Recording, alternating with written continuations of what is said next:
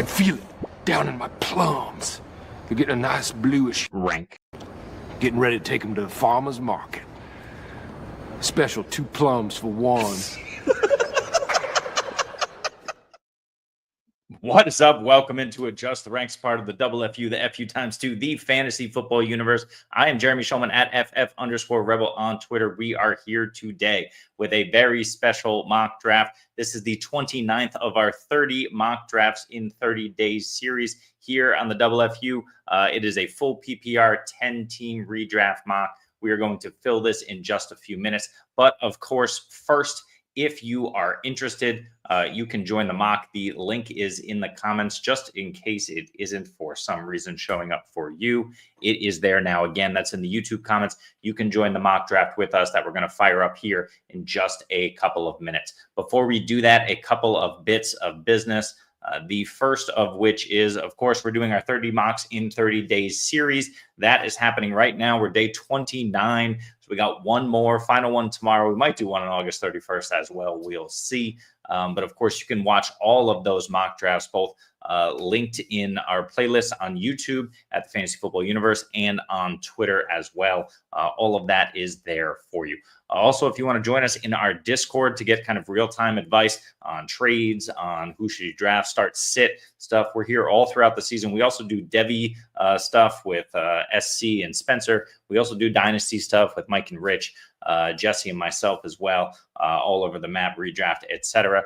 You can join up there. Those links are always in the description of these videos. And finally, if you haven't used Fast Draft yet, please do so and get a free $25 on us if you spend $25, promo code FFU. That's all the business. Let's talk about the big news real quick. Micah Parsons is a Green Bay Packer. That's going to do a few things for us from a fantasy perspective.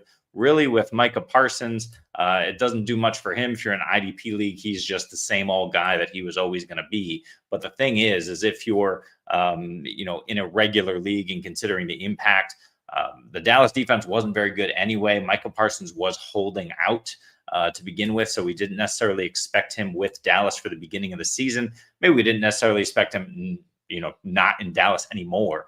But certainly that defense is much worse without him. Understand that Trayvon Diggs is also struggling to make it for week 1. It's unlikely he plays in week 1. That means that Dallas defense is going to be much worse than it already was. It's wheels up for Dak, for George Pickens, for CeeDee Lamb, of course, and really just later in the draft, given their ADP and value, just take your shot on your Dallas running back of choice. Javonte Williams is really the only healthy guy back there right now. He may be climbing in ADP at the moment, so just keep an eye on that.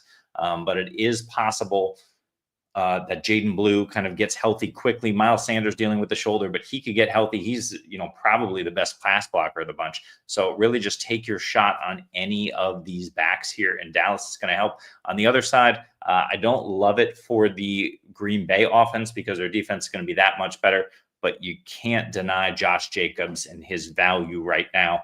If the defense is going to have an insane pass rush and be able to keep games tighter and closer, Josh Jacobs could somehow feasibly get even more run than he was getting previously. We know with Jacobs, if the volume goes up, so does the production. So absolutely crazy. Oh, it's an old link. I'm going to get you guys a new link in here in 1 second. My apologies. Let's sort it. Okay. So here is the new link. Try that one. You remember, you just need to copy and paste it. That should be the right one. Yeah, jump in the mock and we'll get it going here in just a minute. So yeah, that's the Micah Parsons fallout. Otherwise, just keep in mind that, for fantasy purposes, we got guys like Jaden Reed dealing with that Jones fracture. He's going to play through that Jones fracture issue. That's a big problem for Jaden Reed. He's more or less off my board. If he's not getting that sorted and handled right now, it could absolutely be an issue for him all season if it doesn't get worse, but it doesn't get better. Matthew Golden for me kind of is a name that I like. But again, with Micah Parsons and the defense being better, I don't love Golden now as much as I love Tucker Kraft. I think Tucker Kraft is the one who's going to be an excellent value for you. So that's where we are. We're vamping a little bit because we struggled to fill the draft because I was giving out the wrong link. The right link is in the YouTube description. It's here again in case you need it, and give us 2 minutes here. And I am just going to throw the right link into the sleeper chat, and we will fill the rest of this in just a moment. So bear with me here as I multitask, which is not a skill of mine. Yesterday, we had Ryan Prosek on. We did a half PPR 12-teamer. Today is a 10-teamer for full PPR, and we're going to do a 12-teamer for full PPR and finish that one up, finish this entire series up tomorrow. That is at 11 a.m. I got something to do on a Saturday night. That's my 5 p.m. So we'll do it then. But then this series is over and you got your mock drafts. Maybe you have it tonight. Maybe you got it tomorrow. Maybe you got it on Sunday. But either way, those things are coming up quickly and we need to prepare. We've got about 3 spots left in this mock. So I'm going to throw it on the board here. We'll fix myself, make me a little bit bigger. Okay. And there it is. And we're going to fill here in just 1 second to give you your full PPR. Let's switch the banner. 10-team redraft mock draft. One more thing to consider here, is where we're drafting from. Everybody kind of has a different spot where they happen to be drafting from in their particular drafts. Of course, you want it to be relevant to you. I'm drafting from the 107 here because it's pretty different whether you're drafting from the front or back and you're at the turn or you're in the middle. It's important, I think, to mock from different spaces, especially if you're in a situation where you do not know where you're going to be drafting from. Maybe that's decided 30 minutes before your draft, as it is in many leagues. Maybe you already know and you've known for months. My league does a contest where we do a survivor pool each week. I think it's Yahoo's the one who runs that one, where you pick a team each and every week. And then we do double eliminations so that people stay in it as long as possible. Although last year was so crazy at the beginning of the season, almost everyone was eliminated by week 3. But a fun and interesting way to kind of work your draft order for the next season, keeps it random, keeps it fun, and keeps the league invested.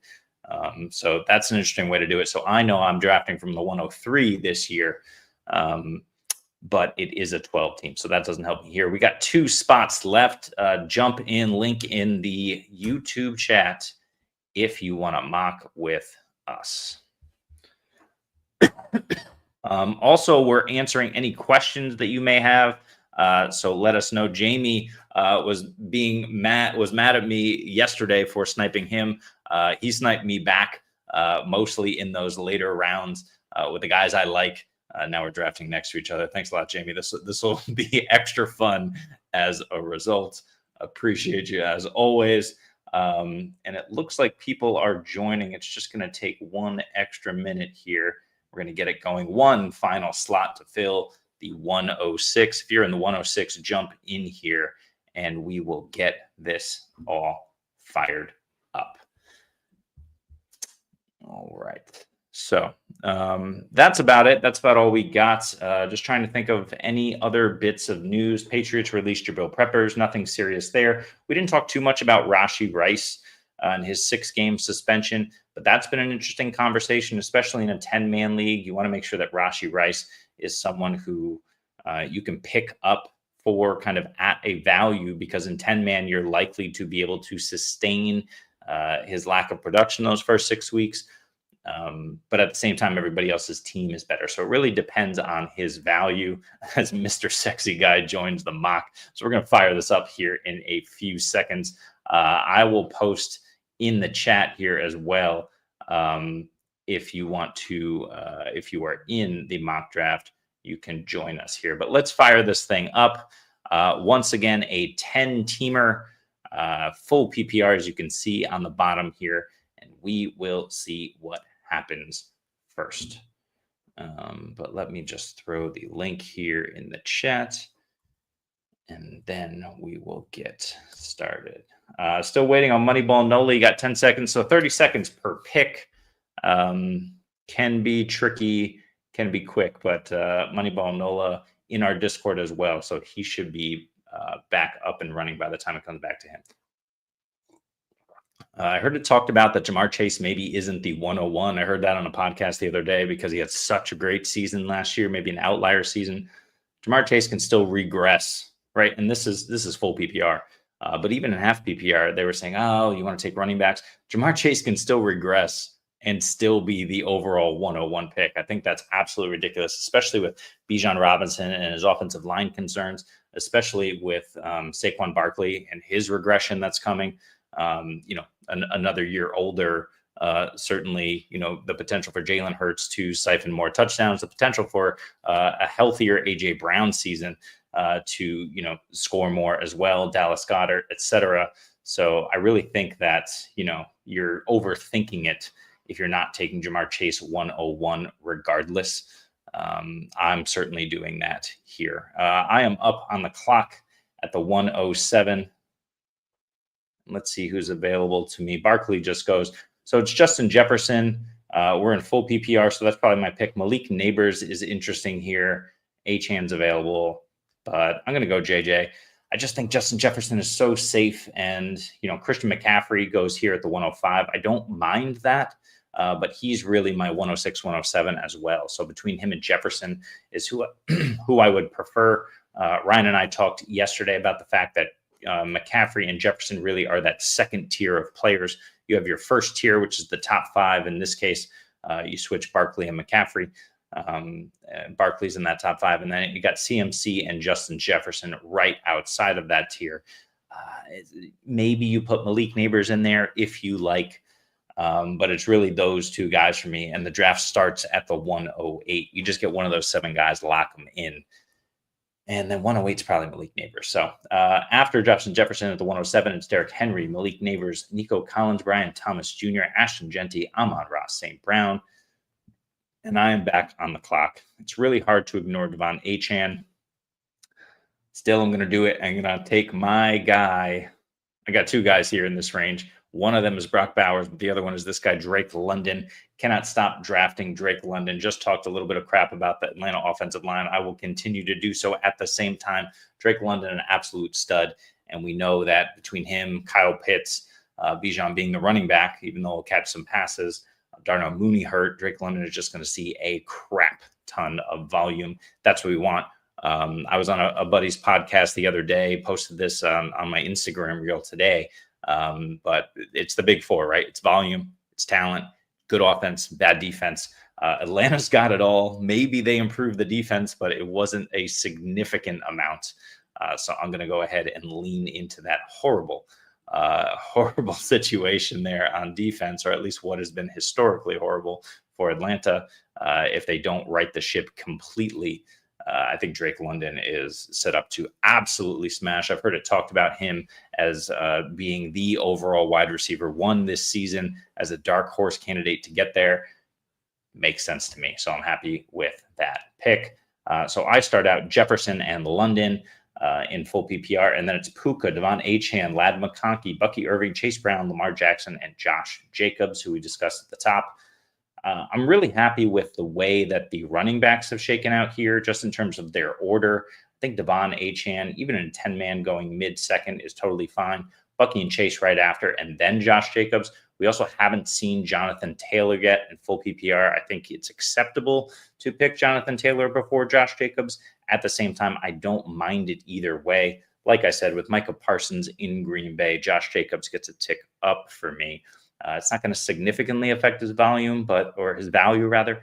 But I think, it's now a question between Jonathan Taylor and Josh Jacobs, where, 24 hours ago, I would have told you, yeah, take Taylor. Now, Josh Jacobs, I think is really right there. And you want to take him over Jonathan Taylor, go right ahead.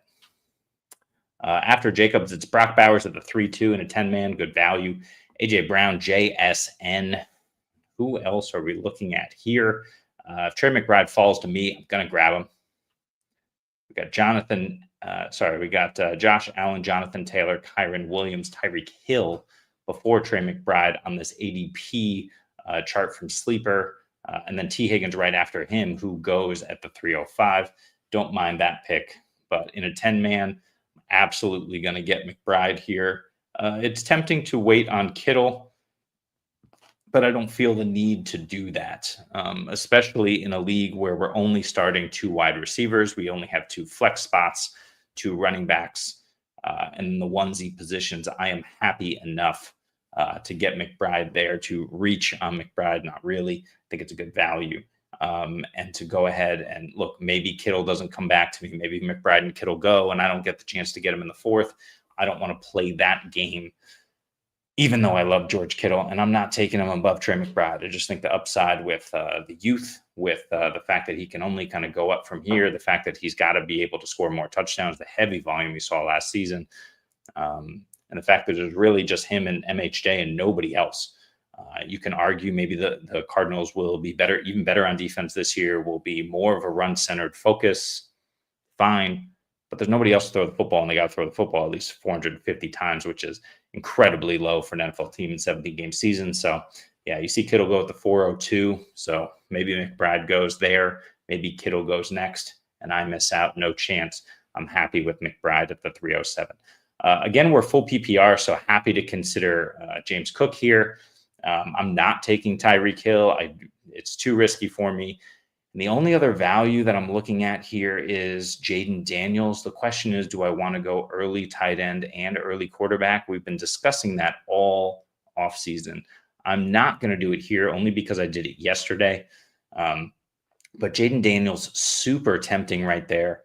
I get Daniels, I get Trey McBride, and 2 wide receivers. At the same time, love James Cook, love his value. Travion Henderson and Kenneth Walker and Amari Hampton. 3 of my running backs I love in this range all go. So it's really James Cook or nothing else. Let's tell you the other names: Breece Hall, Chuba Hubbard, James Conner, David Montgomery. It thins out. I like Chuba, but give me James Cook, another regression candidate, someone who will see his overall touchdowns and possibly volume come down. But it can only come down so far when you're the only game in town. So regression, yes. Is James Cook still an RB1? Yes. With health, absolutely. After James Cook, it's Tyreek Hill at the 405, more palatable for me. That's an end of a 3rd-round pick, maybe in a 12-man team or very early 4th. Then you got MHJ. I still don't want Tyreek Hill, but more palatable selection there. Marvin Harrison, Jaden Daniels, Alvin Kamara, and Garrett Wilson there. So let's take a breath here as we catch up. We got people picking quickly. I don't think we're on auto draft, which is always nice to see. Yeah, Jaden Daniels, the 4.7, supreme value there. Kamara, Garrett Wilson, the 409, Breece Hall, and Terry McLaurin. These Jets, I don't know if you think that they're undervalued or overvalued. Feels like they're a little overvalued. I like Justin Fields for Justin Fields' sake as a fantasy producer and because he's going so late. But you're telling me at the end of the 4th round, I need to take, the number 1 running back and the number 1 wide receiver from a team who's probably not going to be that good, who will likely see a downtick in production and volume, and may not be even utilized as much as we expect them to in the case of Breece Hall, with Braylon Allen coming on. With Isaiah Davis in town, Aaron Glenn preaching from the rooftops, and every time he's in front of a microphone talking about how they're going to utilize a committee there in New York. It's not necessarily surprising, and Breece Hall likely used in the passing game, but the back end of the 4th in a 10-man, Chuba Hubbard still on the board, Isaiah Pacheco, James Conner, RJ Harvey still on the board. I really have a tough time taking Breece Hall. I will probably have 0 Breece Hall when it's all said and done. DK Metcalf. DK Metcalf isn't really for me. It's just an Arthur Smith offense, right? So that's really the concern there. Jalen Hurts, would have taken Jalen Hurts there. Crazy value for him. But it's looking like Chuba Hubbard for me, unless don't love the wide receivers in this range. I prefer to wait. And yeah, I'm not taking Pat Mahomes. So it's Chuba for me. Really the end of a tier there, as we got Connor, Montgomery, Pacheco, Harvey, Aaron Jones, Swift, Pollard next. Don't mind that group, but Chuba, I think, can really, especially in PPR, should be able to dominate that backfield. That offense is improving. We saw what Bryce, Bryce Young was able to do with noted quarterback whisperer Dave Canales. Looks like it was all clicking at the end of last season. You bring in a top 10 pick at wide receiver to solidify things, so much so that you let your leading target getter go from last season, Adam Thielen, back home to Minnesota. And we assume it's wheels up for Jalen Coker. Jatavian Sanders may get more run, as he should if he's fully healthy. He started to come on. But Chuba Hubbard is the only other game in town there. Leggett doesn't look like a whole lot. Hunter Renfrow was cut from the team, even though he was cooking guys. I don't know if he's going to be brought back. We'll see. But Chuba, love his value there in the late 5th. After that, a bunch of wide receivers: Mike Evans, Cortland Sutton, Devonta Smith, Xavier Worthy, George Pickens. A few guys I really like. Pickens is one of them. We've talked about him a ton, but my guy's still here. And do I take Jameson Williams again? I feel like I have to. We'll insert JMO in here because that's my guy. But I'm going to go ahead and take Calvin Ridley. I don't hate it. Let's experiment a little bit here. But Justin Jefferson, Drake London, Jameson Williams from you is a phenomenal run out at wide receiver, and it's ideal. But I'll take Calvin Ridley. He's a little bit more safe. He's going to see a little bit more volume. He won't hit the yardage totals that Jameson Williams will hit, but he's possible that he scores more touchdowns. If Cam Ward is everything that we expect him to be, that his coaches seem to be touting him to be in camp, and he excels in that second half of the season, Calvin Ridley, if healthy, can absolutely come on and be a league winner down the stretch for you. Just elite volume. No one else, no other games in town there outside of Tony Pollard and maybe Chiga Okonkwo, maybe Alec Iomanor, who's going super late. So Calvin Ridley there makes a ton of sense. You see JMO go shortly after. So again, just experimenting how far JMO can fall. I really think you need to grab him in the 5th, no matter what. Jameson Williams is that dude. The camp reports bear it out. You have to go get JMO. So we'll pretend I took Jameson Williams. We see the experiment there. And I really like Rev Red's team here. If you look at the 105, you got McCaffrey and Achane, high upside. We're a little concerned with injury for both of these guys, especially Achane with the calf, but we'll see. But T. Higgins, Marvin Harrison, DK Metcalf, Jameson Williams. Not a huge DK Metcalf fan, but Teteroa McMillan was taking a pick before him. Let's pretend he falls and he gets Tet there. Then he gets JMO.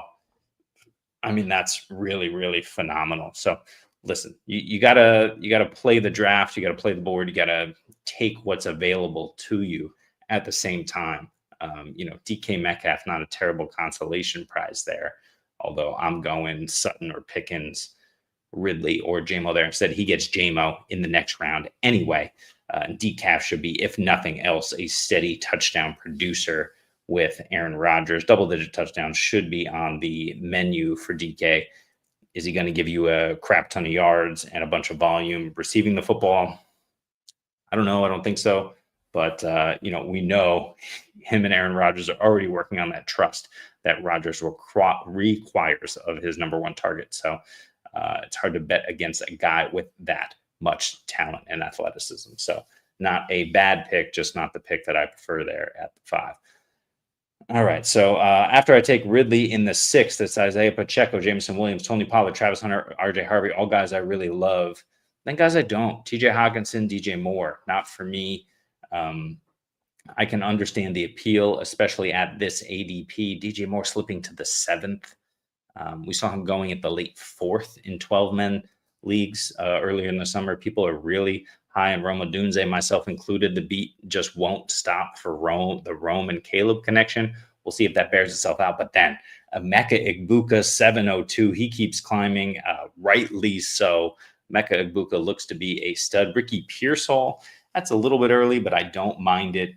And then Caleb Johnson. So full PPR here. I got my choice. I'm not going to go David Montgomery. I could go Jalen Waddle, great pick there. I could go Aaron Jones, DeAndre Swift. Those guys are right there, sitting there for me. But Rashee Rice is really appealing here. And I got Judy. I got Rome sitting there. Olave. I'm going to take Jerry Judy. And again, just do the experiment. We're going to see if Rice falls to the 8th, because if he does, I'm absolutely smashing him.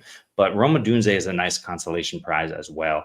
Zay Flowers is a guy in full PPR I'm happy with at this value, but I don't see the upside. He just doesn't score the touchdown. I'd much rather have the guy who just went after him in Matthew Golden than Zay Flowers, and I prefer Waddle and Judy to him. So I just think he's misvalued here. Great player. The situation just doesn't seem like it's going to allow him to really go off. It's kind of like Devonta Smith. Again, ultra talented players. They do a ton for their team, but in fantasy, they're always leaving you wanting more because they're, a little boom bust, not always utilized in every single game plan and scheme. Sometimes defenses take them out as well. But it's to no fault of the player. It's simply, their quarterbacks are more running quarterbacks. They both have Devonta Smith and Zay Flowers have stud running backs as well. So it is really tough for those guys at value. Zay Flowers, even Zay Flowers in the 7th. You see Smith there at the 5-10. Those guys are no-goes for me. And then Sam Laporta, his value in this particular draft is not bad.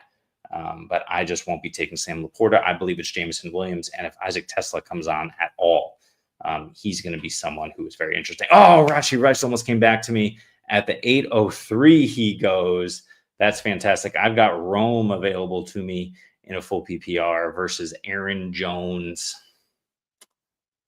I'm going to go Rome. Chris Olave's there. The value on Chris Olave, he's fallen so far. It looks really, really good for Chris Olave.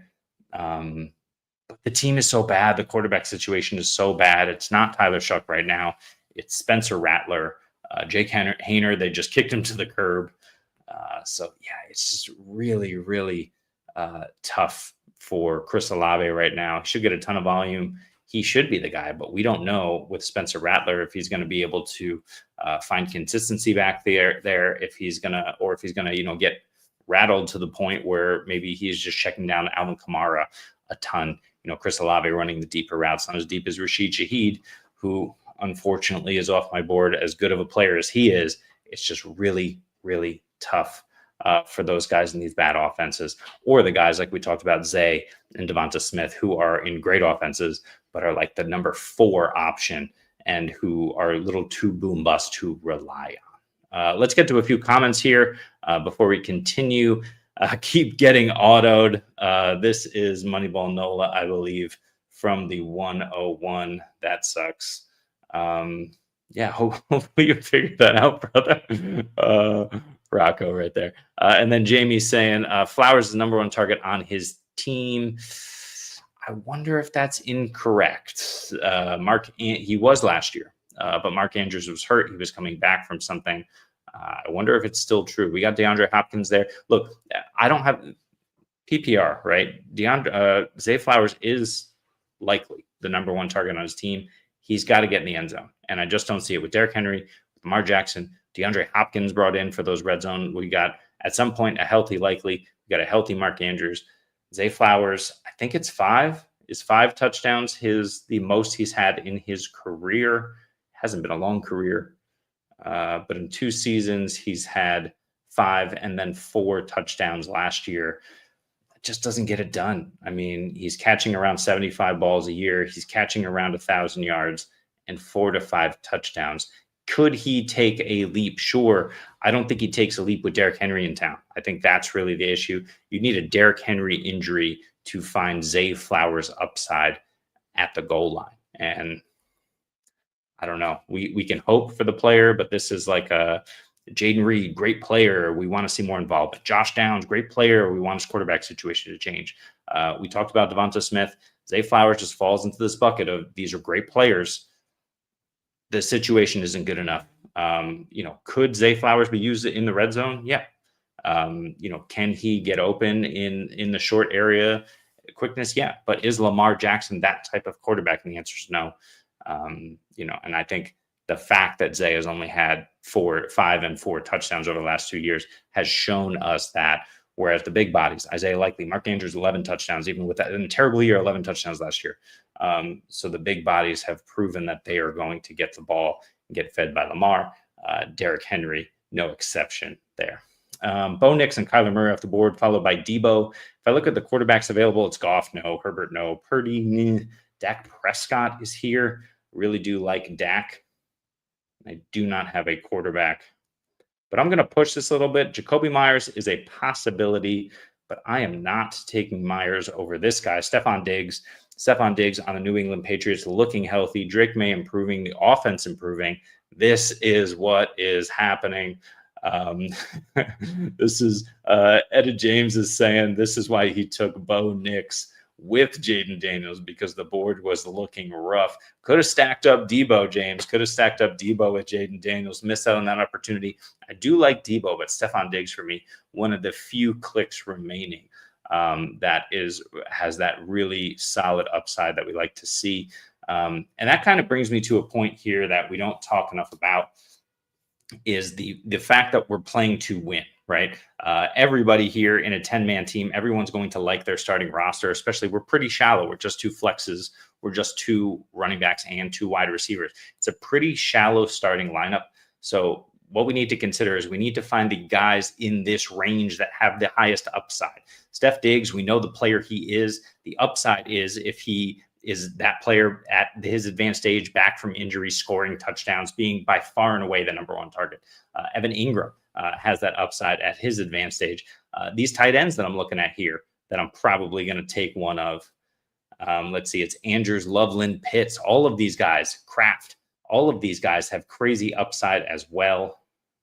Do need a running back, but I like the value later. We got 7 seconds. Screw it.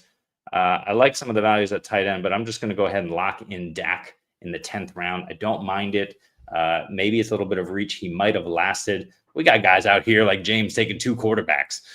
So you need to just lock him in. And Dak Prescott's going to throw 40 touchdowns this year. You can book it. There's no way he doesn't, right? So this is really the question here. If we look at tight end, Mark Andrews for sure, Evan Ingram in this range. And this is why you can wait on tight end, but this is why you're absolutely not taking a tight end in the middle of drafts. Travis Kelce, even at the 805, no. Even at the 710, Sam Laporta, no. TJ Hawkinson, 610, no. I do not I want one of these top 3 guys at tight end, or I want to wait. Tyler Warren is climbing up boards to the point where I don't necessarily want to draft him. But if I miss out on one of those top 3 guys, Tyler Warren is absolutely an option.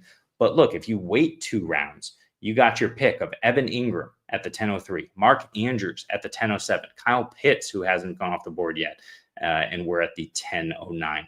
Tucker Kraft, who James is mentioning here, who hasn't gone off yet. So all of those guys represent crazy upside. I think Kraft gets a tick up for me simply because Micah Parsons comes in. That defense is better. Maybe we're doing things that are closer to the vest as an offense.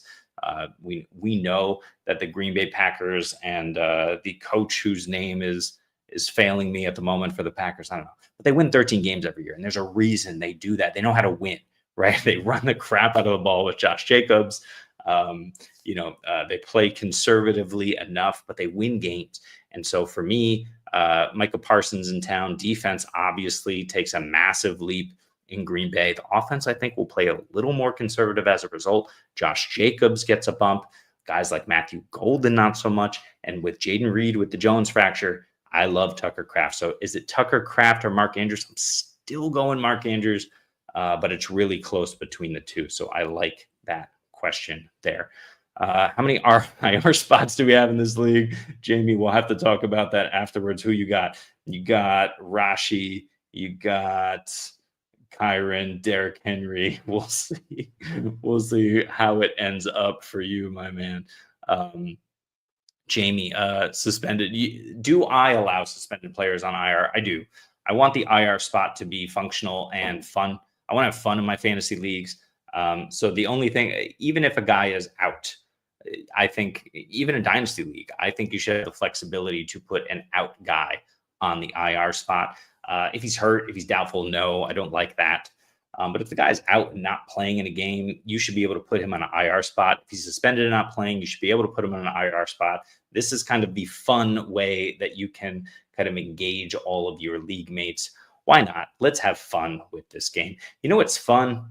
Chris Godwin in the 11th, thinking about it. but I need a running back. My guy Tank is here. Yeah, I got to take 2 running backs here. I love that Kyle Pitts is still on the board. I would take him. Jake Ferguson, I could pair him with Dak. I love that. But I'm not going to do either of those things. And I'm going to go running back to fill out my room here in 12 rounds. You see Godwin goes next to Jamie. Would have been nice to snape you, Jamie, but could have been worse. Kyle, I see your comment in the chat. Give me 2 minutes here as we finish the draft, and then we'll get to it. I love the look of those keepers, but give me the rest of what you're thinking, where you're drafting from, Kyle, and who you're hoping for in the first round, etc. And then we can go through it. But that looks good. We'll get to it just after this draft ends. 1 more round to go. After Tank, it's Chris Godwin. It's Michael Pittman. Both really good values here. Of course, they're risky bets, but hey, we play to win. Quinshon Judkins, another risky bet. If he shows up, Quinshon Judkins is going to be the guy. My bet that I'm going to make is on Dylan Sampson. If he's there in the 12th, I'm going to take him. I like a lot of running backs here. We got Trey Benson. We got Sampson. We got Javonte is still on the board somehow, which is absolutely crazy. You know, I'm going to take Javonte here. Javonte Williams, by all accounts, is the starting running back in Dallas, and he's pretty much the only healthy running back in Dallas at the moment. He's going to start the season as the guy. Does he hold on to the job? Does he stay healthy? Is he effective? When Jaden Blue and Miles Sanders are fully healthy, are they more integrated in the offense than we want them to be? All of these are questions, but that's why you can get a starting running back in the 12th round. Javonte Williams, absolutely a smash for me there in PPR. And we know he can catch the football. Is he dynamic? No. But is he serviceable? Yes. And hopefully now 2 years removed, almost 2 full years removed from his injury, hopefully he's regained some of that burst. That's usually what we see with those types of injuries. We got Travis saying Ollie Gordon has become his flag plant player. Talk about another guy who's the only healthy back on his roster. The Miami offense should be good. The Miami offense is terrible. If Ollie Gordon can prove to be the Ollie Gordon of 2 years ago, he's an absolute smash pick in the 11th round. You know who I haven't seen go off? Oh, there he is. I peeped him right there. Big build, Ja'Cory Krosky-Merritt falling a little bit in a 10-man to the 10.8. It's crazy to say that in the 10th round here, Ja'Cory Krosky-Merritt over J.K. Dobbins. I could see it. Definitely not over Austin Eckler. Over Ollie Gordon, I think that's a conversation, but he's actually he went in this draft where I think he belongs. Ja'Cory Krosky-Merritt did. So that is the case. Jamie taking Rice, Godwin, and Ayuk. Well done, sir. Yeah, listen, IR players will give you that advantage, but the problem with IR players is they're already injured. Let's take the suspended players. That's, of course, Rice, Addison, because we know once they come back from suspension, they're going to hit the ground running. Kyle, almost done, so we'll get to your question here. Your comments, thank you for that in just a few minutes. Justin Fields going off the board to wrap things up, and Jerome Ford. So we will recap the draft in just a minute. If you are in this and watching this video and you just want to throw in the chat, go over my team, I drafted from this spot, we'll definitely get to you and your team in addition to some of the other teams here. But let's go to Kyle first. Here are his keepers. That is, I assume, Josh and not Braylon Allen or Keenan. That is Bucky Irving, Tony Pollard, Worthy, Rice. So you got both Kansas City wide receivers. You got Pickens and Jacoby Myers. Not bad. Depending on value, I'm sure it matters. But hey, 12-man league, you draft in the 10 spot, but you don't draft it until the 5th round because you traded some picks. But looking at Ridley Swift, Igbuka, Keon Coleman, JCM, Ollie Gordon, Eckler, Warren, Tesla. Kyle, I got to be honest, it just feels like an uphill battle, but Josh Allen and Bucky Irving are going to help you a ton. The uphill battle for me doesn't come from your players. It just comes from what you've given up already. If you're not picking until the 5th and you're only looking at Irving and Pollard, which, by the way, are more than serviceable guys, I just got to imagine that if you have 7 keepers, someone else has 7 keepers that are better than this and some of their first few picks. So what I think you need to do here is you need to be smart with the upside that you're going for. So, for example, Ibuka is a guy I would jump on. Swift is a guy I would jump on. Ridley, I think, has upside in terms of touchdowns, but he's older, so just a little bit more of a concern there. The upside for me here would be if that's Tyler Warren. Tyler Warren is the upside. Ibuka is really probably my number one target of this group if he lasts till the 5th. And Swift is right there as well, because you definitely need more than just the 2 backs you have. But again, good players. The thing is, I'm just thinking in terms of value, there's probably a lot more people here in your league who are likely to have more value. Yeah, it depends how it goes. Travis, I'll get to your team in a second.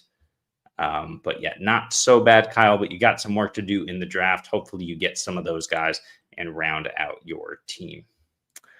All right, let's sift through some of this. Jaden Reed, Nick Chubb, Ray Davis, all guys who were not taken in this draft. Let's start there to Jamie's point.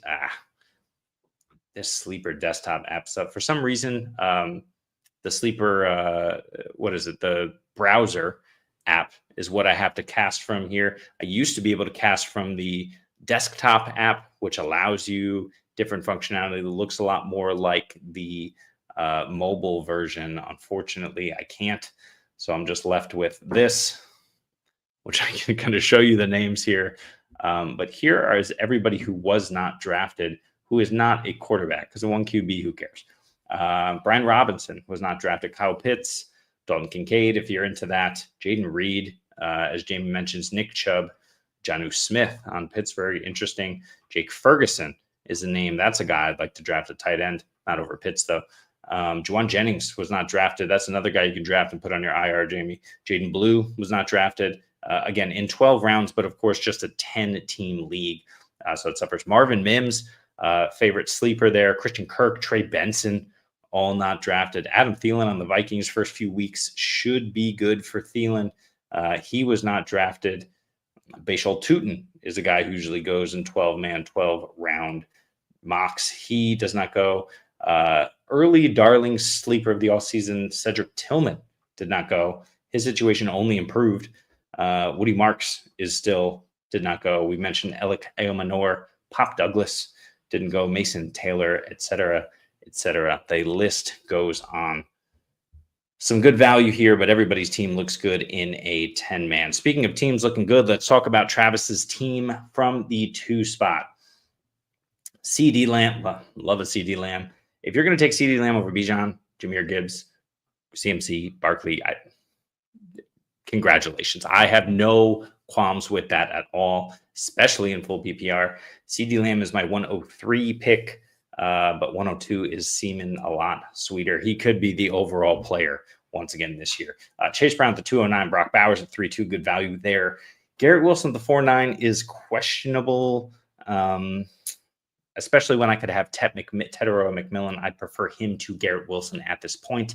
But I love the talent of Garrett Wilson. This is just another guy who is a concern in the player. If you think you'll take Bijan over Lamb, Travis, I think it's really close. Currently, I have Bijan over Lamb. It'll probably stay that way in full PPR. But yeah, that's a really close one. At the 502, you get Joe Burrow. I have Burrow over Hurts. I might take Hurts with your squad there, but it's hard to argue with that, especially taking Fields later. We'll get into that in a second. So Burrow at the 5-2, then you got RJ Harvey, Emeka Egbuka, Aaron Jones, Tyrone Tracy, Josh Downs, Ollie Gordon. Lots of great players, but especially you've got really, really interesting and great values at later wide receiver. Emeka Egbuka at the 702. Maybe that's a slight reach. Who cares? Mecca Egbuka is going to absolutely smash, especially in the beginning of the season, but likely throughout the season. Who knows when Chris Godwin's coming back, and especially who knows when Chris Godwin will be 100% when he does come back. Aaron Jones, love the value there in PPR. Yes, Tyrone Tracy, I really think it's going to be Cam Scatterbo, but Tyrone Tracy will be involved, so I don't mind it, and his value is slipping later and later, so I'm fine with that. Josh Downs, if there's a guy I want in Indy, it's Josh Downs at the receiver position. Obviously not over Tyler Warren or Jonathan Taylor, but that you don't have to take him there. So that's good. And then Ollie Gordon. Yeah, it's really hard to argue with the value there of Ollie Gordon, the only healthy guy in town. I would just say I'm not taking Justin Fields, even though he's a crazy value at that spot. I'm not taking Fields if I have Joe Burrow. Joe Burrow, the only issue that you have is injury, right? And Fields is kind of the same way, and he's already injured. So that's kind of the concern that we have with him. So it's not that this team is bad. It's not that the draft picks are poor. It's just, for example, Garrett Wilson, I would have preferred a Tedero McMillan there. Tyrone Tracy, I probably would have preferred maybe Jordan Mason. Maybe you reach on a Mason. Maybe you go get, I'm trying to see who was taken off the board. Stephon Diggs is who I like. Deebo Samuel there. And then you come back with the J.K. Dobbins or Ollie Gordon. But it's hard to, it's hard to argue with these picks. Really like it. Well done there from the 2 spot. We're going to talk about Jamie's team. We always talk about Jamie's team, especially because he was talking about all the injuries that he may face. He's in the 108. We got Derrick Henry, Amon-Ra St. Brown, Josh Allen to start. Love it. Kyron Williams, add value. Mike Evans. Can't do it, Jamie. Jamie, give me the case for Mike Evans, because other than catching touchdowns and nobody else being there, he's just not the volume guy he was. He's not really the contested catch guy he was. I know Baker's slinging it, but they got 2 running backs they can rely on. Cade Otton, I know he's a little bit injured as well. But I just don't see it for Mike Evans in terms of volume. You're really banking on those touchdowns, and he should get there. But for me, Mike Evans just isn't it, especially where you have to take him in the late 5th. I would much prefer a guy like almost all of these other guys, not Smith, but Sutton, yes. Pickens, absolutely. Ridley, yes. Worthy, yes. Devonta Smith, no. But yeah, for me, Mike Evans is kind of at the end of that list, not at the beginning. But hey, go get your guy. And look, why not go ahead and go against the hive mind of Emeka Egbuka? James Conner, Zay Flowers, Rashee Rice, Jalen Warren, Evan Ingram, Chris Godwin. Chris Godwin so late. I love that pick. And Brandon Ayuk at the 12-3. Hard to argue there. Oh, Evans was auto pick. All right. But yeah, he does get, and Sutton would have been your pick. So yes, Jamie, you are redeemed. If that was the case, absolutely. Totally agree with you in that case. James drafted from the 4, was talking to us earlier. So let's just go through his team in detail. So we got Jahmyr Gibbs, Ladd McConkey, JSN, love it. Jaden Daniels, love that. Tedero McMillan, this is a great team. Tony Pollard, Ricky Pearsall, David Montgomery late. Bo Nix, Mark Andrews, Zach Charbonnet, Dylan Sampson, yes. James, I think this might be the 2nd draft in a row that you absolutely torched everyone. Well done. Good work. This is how it's done, ladies and gentlemen. Just look at James's team. Yeah, so Gibbs, obviously stud, Ladd McConkey. I might take Bucky or Chase Brown over Ladd McConkey, but really hard to argue that. JSN, love JSN, even over AJ Brown this year, even over Ladd McConkey this year. Jaden Daniels there, supreme value at 4.7. Tedero McMillan was the obvious and best pick there. Well done. Tony Pollard, the value, hard to argue there, especially when you only had 1 running back at the time. Pearsall Montgomery, yeah, this is A+. Mark Andrews late. I don't think we need Bo Nix, right? If I'm poking holes, and splitting hairs, you don't need Bo Nix there at 904 with the guy like Jaden Daniels. You go get Steph Diggs. You go get someone like Jordan Mason. You go get, one of these other upside tight ends. Maybe you settled for Mark Andrews when you could have had Evan Ingram or Colston Loveland, Austin Eckler. So Bo Nix is absolutely a value there. But if I have Jaden Daniels, one of those top QBs, I'm not taking Bo Nix. So that's really the issue. There we go. Snipes on Tyler Warren. Oh, yeah. Snipes on Tyler Warren. So ended up going with David Montgomery. I get it. Makes plenty of sense. But yes, that is the way it works. Appreciate you in here, James. Appreciate you in here, Kyle.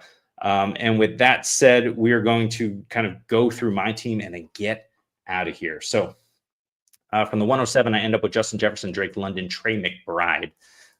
Then I freaked out a little bit and had to get running back.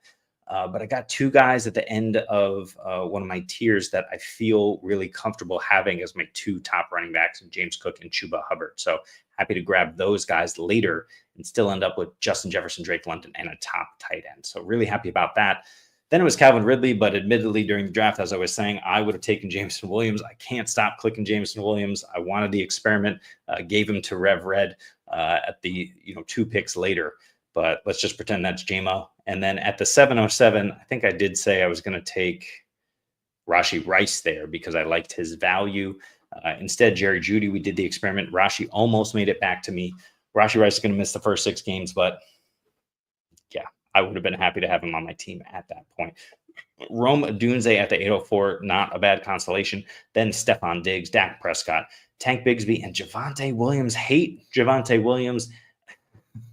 But like between Javonte Williams and Dylan Sampson, give me the guy who's the unequivocal starting running back in a phenomenal offense with a terrible defense, right? The difference is that Javonte is going to catch more passes than Dylan Sampson, most likely, especially given their situations. Maybe those guys are the same player. But we have one team in the Browns with a phenomenal defense, an offense that may struggle at times. And then, does Quinshawn comes back? Does Jerome Ford, is he, a little bit more reliable? Does Dylan Sampson fumble or make a couple of boneheaded rookie mistakes and then just get benched? Like all of these things are possible. Javonte Williams, the only issue we have with him is injury.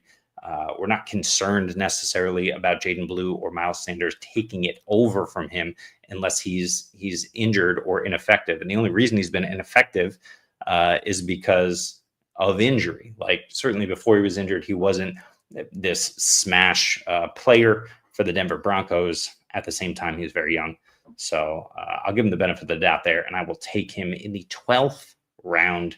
Very happy with that value there, especially as my 4th running back, especially with Braylon Allen off the board. So that's been it. Let's just hit a few more comments here before we hit the end stream button here. Appreciate you, James. Thank you. Appreciate you, Shimi. Thanks for joining us, everybody.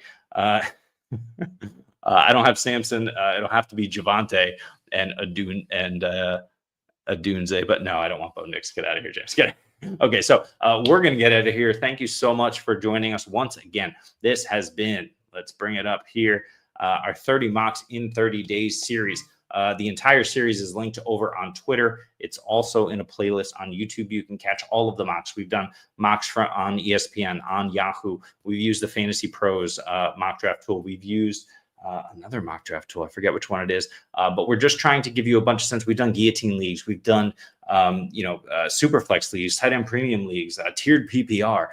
We've done all sorts of different things, 10, 14 man, 12 man leagues. So we've done it all here. We tried to give it all to you, and we have one final mock left. It's a full PPR 12 team league. It is the most popular fantasy league out there. So we're going to try and give that to you tomorrow to wrap up our 30 mocks in 30 days series. Of course, we have our Discord. You'll find in the description in just a few minutes after we end here, after I kind of cut up the chapters of the video and repost it. And then, of course, get on Fast Draft. If you haven't already, use our promo code, get $25 when you give $25 to Fast Draft. Bet, draft, have fun, do it quickly. It's a good time. So that's it. James, you have Samson. Oh, you're giving me Samson and Bo Nix for Odunze? No, pass. Yes, smash that thumbs up, the like, the subscribe. Again, Twitter and YouTube, that's our bread and butter. We're over on TikTok, we're over on Blue Sky, we're over on Instagram as well. I was just on my buddy's podcast, the No Rules podcast, and was giving some fantasy advice there yesterday. So you can check that over on Instagram as well. But we appreciate you hanging out with us. We'll be here tomorrow. We also have a roundtable at 3 p.m. I'm not sure I'm going to be there for that one, but some of the guys will. We're firing it up. The season is a week away, a week from yesterday. The season starts 6 days. Can't wait. We'll see you then, and we'll see you next time. Thanks for joining. Always remember, you ain't first, you're last. If you ain't first, you're last. See you when you're grown up.